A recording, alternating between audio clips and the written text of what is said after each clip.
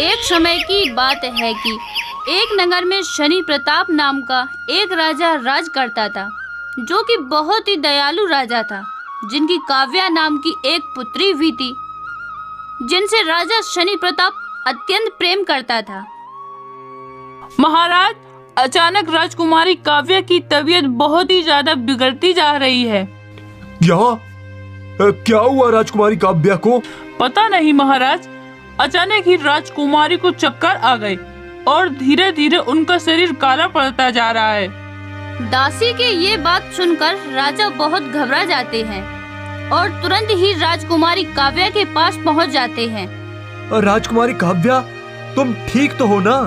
और तुम्हें कोई दिक्कत तो नहीं है ना? मुझे बताओ ना जल्दी से। नहीं पिताश्री, मेरा सिर बहुत तेजी से दर्द हो रहा है और मुझे ऐसा महसूस हो रहा है जैसे कि मेरे सिर की नस फटने ही वाली हो। अरे नहीं बेटी, आप बिल्कुल भी चिंता ना करें। मैं तुम्हें कुछ भी नहीं होने दूंगा।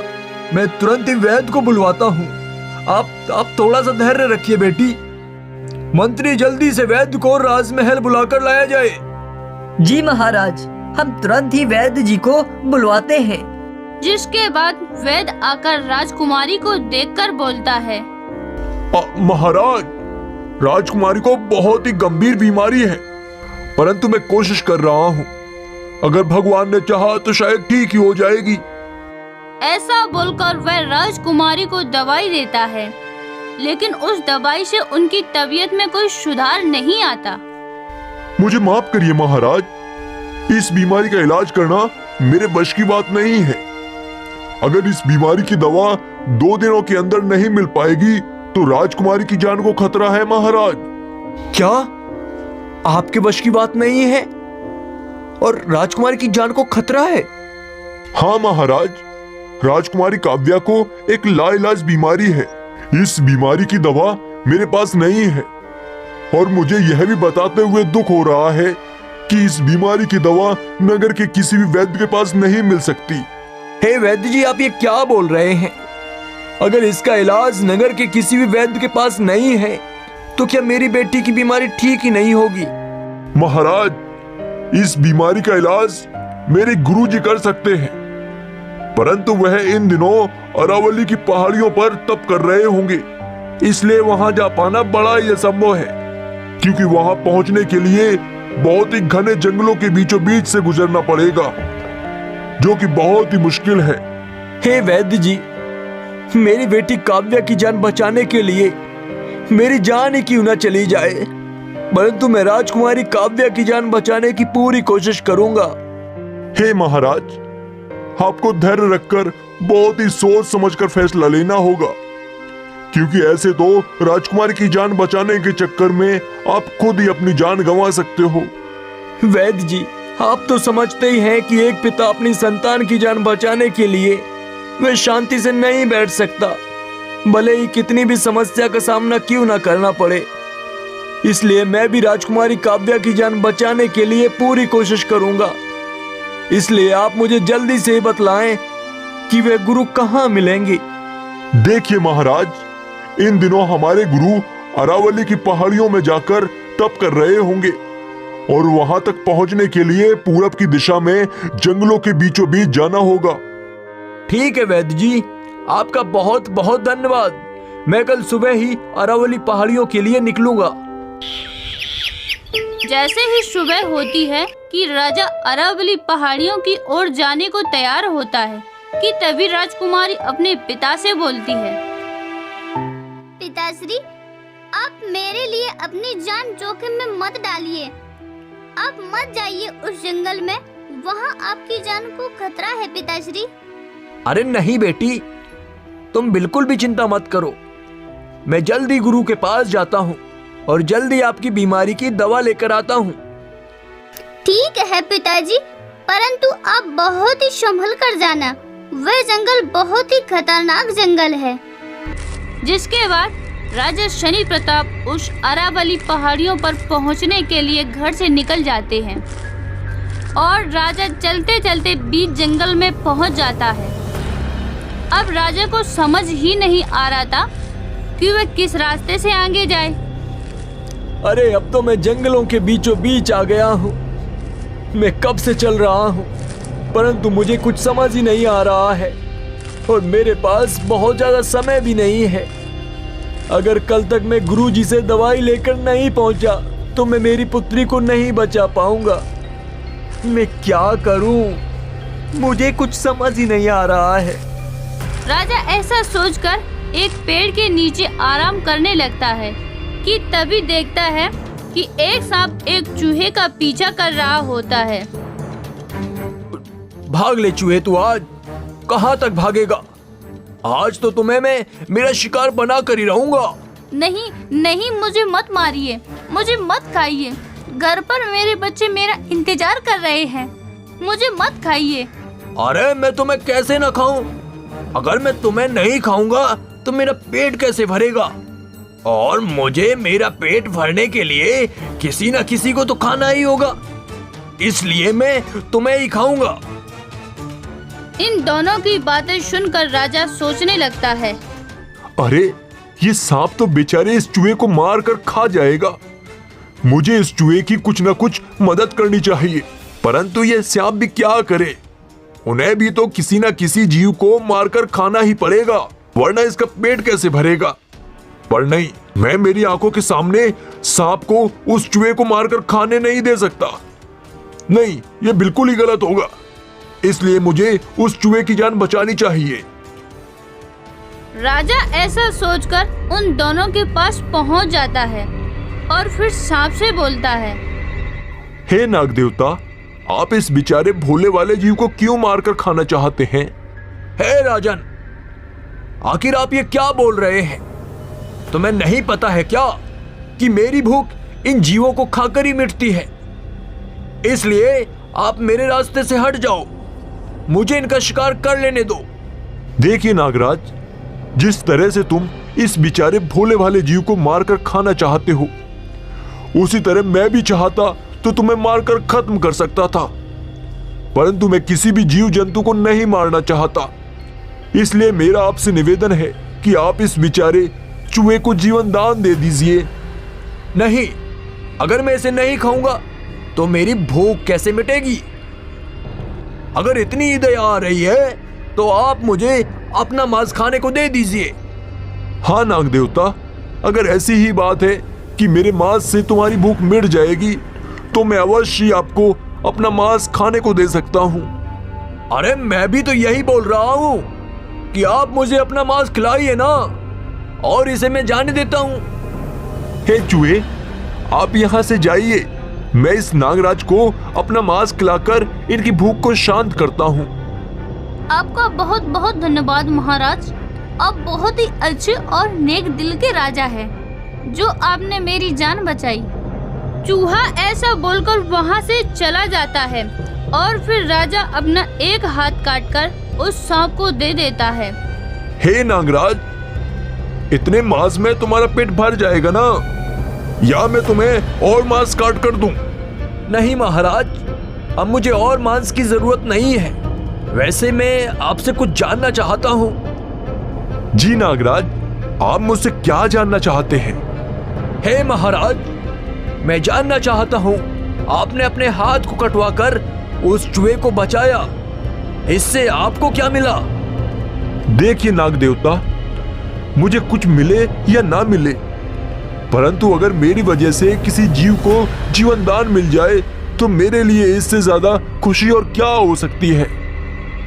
राजा के ऐसे वचन सुनकर नाग देवता अत्यंत प्रसन्न होते हैं।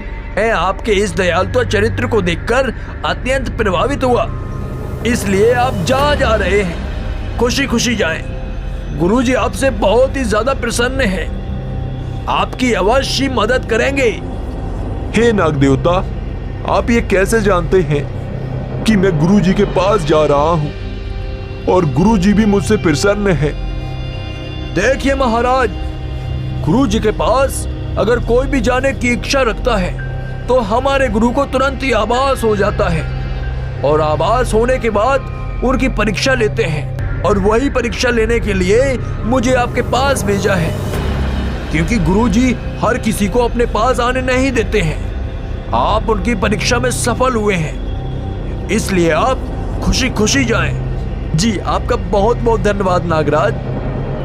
नागराज के ऐसा बोलते ही राजा का हाथ फिर से बिल्कुल सही हो जाता है, जिसके बाद वह इच्छाधारी नाग वहाँ से गायब हो जाता है और इधर राजा गुरुजी के गुफा की ओर आगे बढ़ जाता है और गुरुजी के पास पहुंचकर गुरुजी से बोलता है, हे गुरुवर, मेरी मदद करें।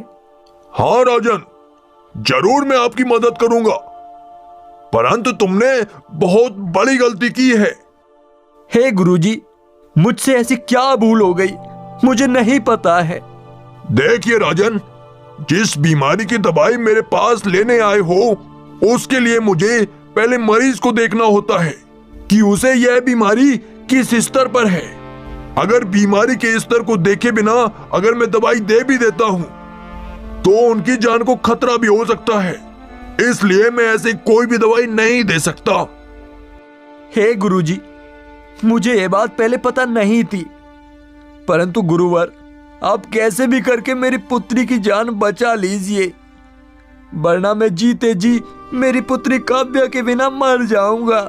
मेरी पुत्री की जान बचा लीजिए। राजा के गिड़गिड़ाने पर वह साधु राजा के महल चलने को तैयार हो जाता है। महाराज, आप दिल के बहुत ही पवित्र और सच्चे इंसान हैं, इसीलिए मैं आपके कहने पर आपके साथ चलने को तैयार हूँ। पर हमें इस बात को भी याद रखना होगा कि हमें आज शाम तक ही महल पहुंचना होगा, नहीं तो राजकुमारी का बच पाना असंभव है। फिर राजा और साधु बाबा दोनों वहां से जंगल के रास्ते महल आने लगते हैं। हे राजन, मैं तो बहुत थक गया हूँ और मुझे तो अब जोरों से प्यास भी लग रही है, परंतु इस घने जंगल में क्या ही पता कहाँ पानी होगा। चलो जल्दी जल्दी किसी न किसी तरह इस जंगल से बाहर निकलते हैं। हाँ गुरुवर, प्यास तो मुझे भी बहुत जोरों से लग रही है, परंतु पहले इस घने जंगल से बाहर निकलना जरूरी है। ऐसा बोलते हुए राजा और साधु बाबा दोनों थके हारे जंगल में आगे की ओर बढ़ते ही जा रहे थे कि तभी पीछे से आवाज आती है, हे साधु बाबा, मेरी मदद करिए, मुझे इस पिंजरे से बाहर निकाल दीजिए। मेरी मदद करिए बाबा, मेरी मदद करिए।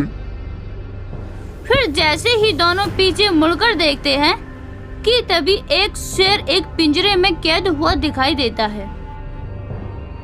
हे महाराज, आप मुझे इस पिंजरे से बाहर निकाल दीजिए, वरना मैं इसी पिंजरे में हमेशा के लिए कैद रह जाऊंगा, क्योंकि इस जंगल में वैसे भी बहुत कम लोगों का आना जाना होता है। हे महाराज, मुझे बाहर निकाल दीजिए। साधु बाबा उस शेर के पास पहुंच जाता है और फिर बोलने लगता है, हे सिंहराज, आखिर तुम इस जाल में कैसे फंस गए? हे साधु बाबा, मैं ये आपको अवश्य बताऊंगा, पहले आप मुझे इस पिंजरे से बाहर निकाल दीजिए। हाँ सिंहराज, मैं आपको इस पिंजरे से बाहर निकालता हूँ, परंतु पहले मुझे ये बताओ, आप मुझे कोई नुकसान तो नहीं पहुँचाओगे ना? नहीं गुरुवर, हमें शेर को बाहर नहीं निकालना चाहिए, वरना ये शेर हमें अवश्य नुकसान पहुंचाएगा और हमें महल जाने के लिए देर भी हो रही है, इसलिए हम लोग जल्दी से चलते हैं। हे राजन, आपकी बात सच है कि हमें जल्दी से महल पहुंचना है, लेकिन हमें इस शेर को बाहर निकालने में कुछ ही क्षण लगेंगे, जिससे इस बेचारे शेर को जीवन दान मिल जाएगा, इसलिए हम इसे बाहर निकाल देते हैं। ठीक है महाराज, परंतु एक बार सोच लें कि यह शेर पिंजरे से बाहर आते ही हमें मारकर खा सकता है। अरे नहीं राजन, यह बेचारा अपनी जान की भीख मांग रहा है, ये बेचारा हमको क्या ही तकलीफ देगा। साधु बाबा ऐसा बोलकर उस शेर को उस जाल से आजाद कर देता है। फिर आजाद होते ही शेर बोलने लगता है, धन्यवाद साधु बाबा, आपने मुझे तो जीवन दान दे दिया, परंतु आप दोनों को अब कौन बचाएगा?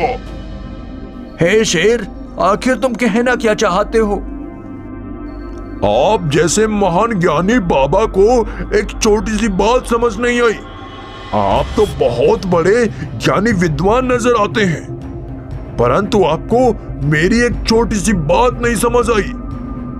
मैं सच में नहीं समझा कि आप कहना क्या चाहते हो। अरे बाबा, मैं क्या कहना चाहता हूँ ये आप नहीं जानते हैं क्या कि मैं एक जंगली जानवर हूँ? और क्या आप ये नहीं जानते हैं कि एक जंगली जानवर का स्वभाव क्या होता है? मैं अब तुम दोनों को खाकर अपनी भूख मिटाऊंगा, जब तो तुम्हें समझ आएगा कि आखिर मैं क्या कहना चाहता हूँ। नहीं सिंहराज, आप ऐसा नहीं कर सकते हमारे साथ। हमने तुम्हारी जान बचाई है और जान बचाने वाला भगवान के समान होता है। तुम इंसानों के लिए ये सब होता है, हम जानवरों के लिए नहीं।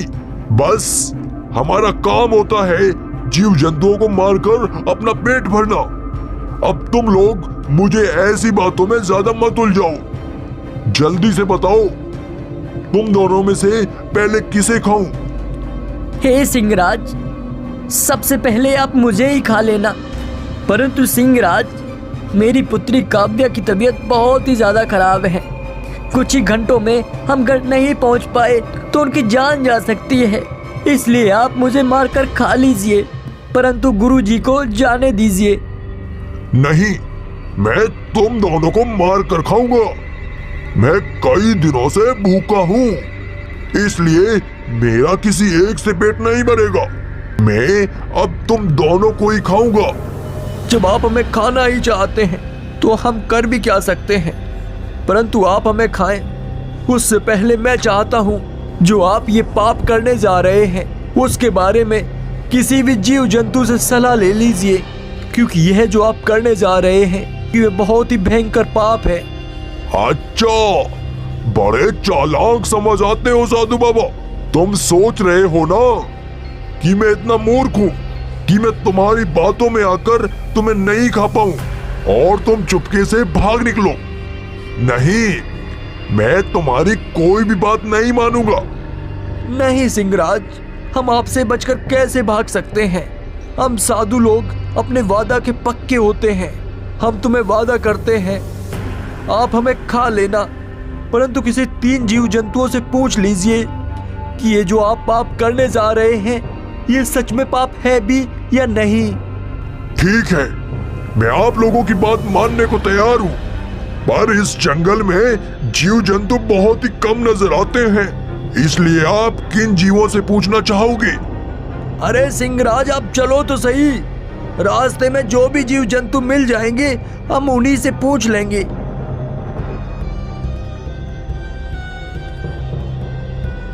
ऐसा बोलकर तीनों जंगल में आगे की ओर बढ़ने लगते हैं और कुछ दूर चलते ही उन्हें एक तोता दिखाई देता है।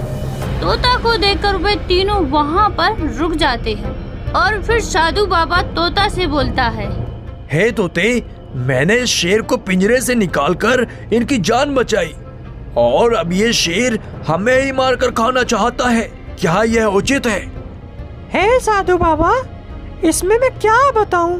क्या आप ये भूल गए हैं कि आजकल के समय में किसी की भलाई नहीं करनी चाहिए? हे तोते, भलाई करना कोई गुनाह है क्या? जो बोल रहे हैं भलाई नहीं करनी चाहिए।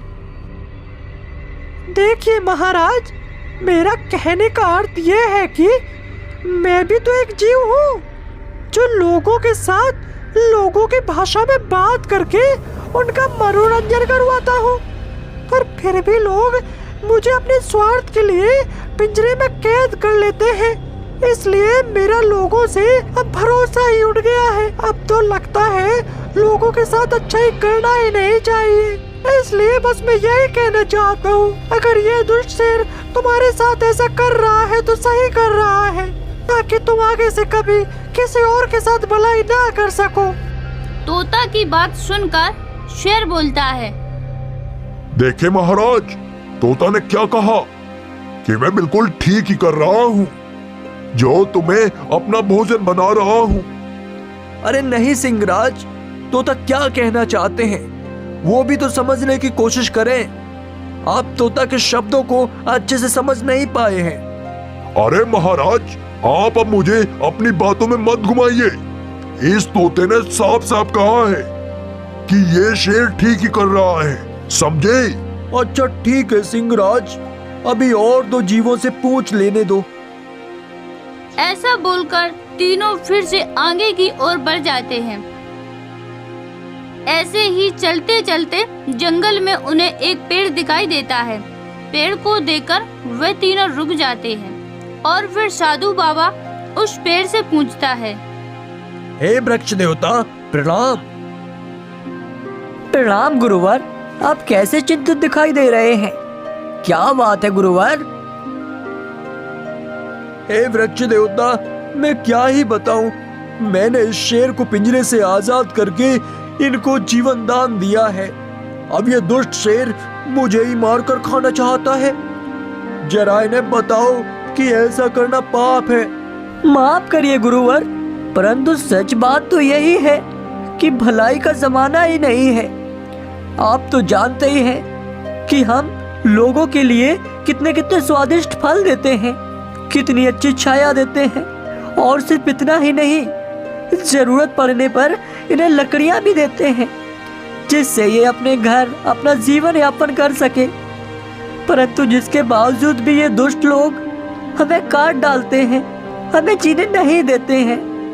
इसलिए आजकल के समय में भलाई है ही नहीं। और गुरुवर, आपने भलाई दिखाई है तो इसका परिणाम आप खुद भुगतो।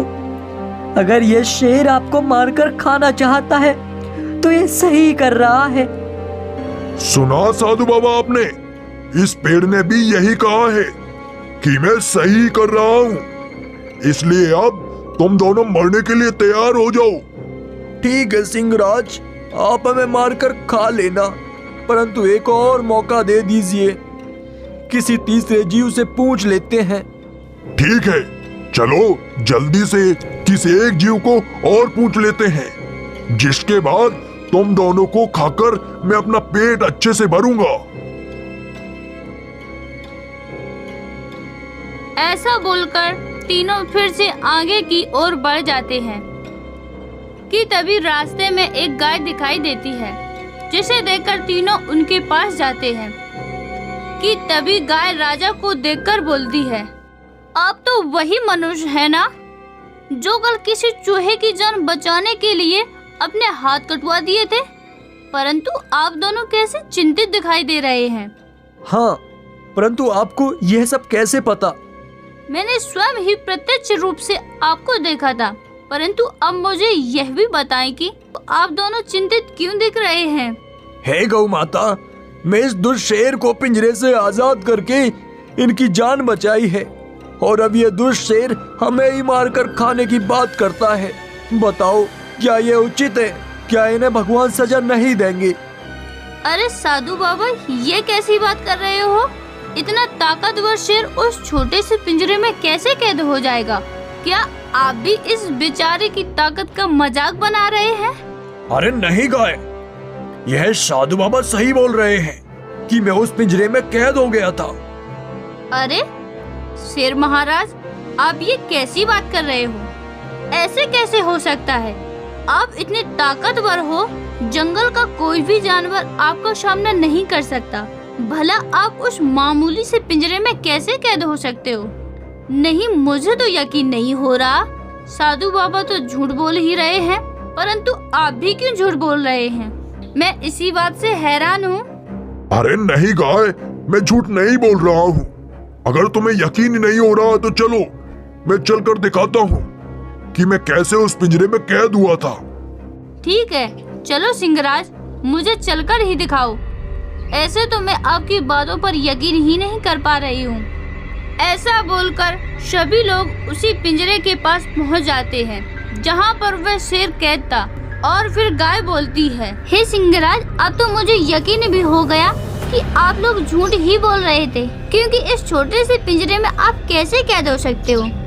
नहीं, आप इसमें कैद हो ही नहीं सकते हो। अरे अब देर किस बात की? मैं अभी इस पिंजरे के अंदर जाकर दिखाता हूँ कि मैं कैसे इस पिंजरे के अंदर गया था। ऐसा बोलकर वह मूर्ख शेर अपनी ही बातों में फंसकर वह दोबारा उसी पिंजरे में चला जाता है कि तभी गाय माता राजा को धीरे से बोलती है, हे महाराज, अब सोच क्या रहे हैं? जल्दी से इस पिंजरे को बंद करें, इससे पहले कि वह शेर पिंजरे से वापस बाहर निकल आए। हे गाय, आप ऐसा नहीं कर सकती। आपने तो मुझे मूर्ख बनाकर फिर से कैद कर दिया। नहीं, तुमने ये बिल्कुल भी ठीक नहीं किया है।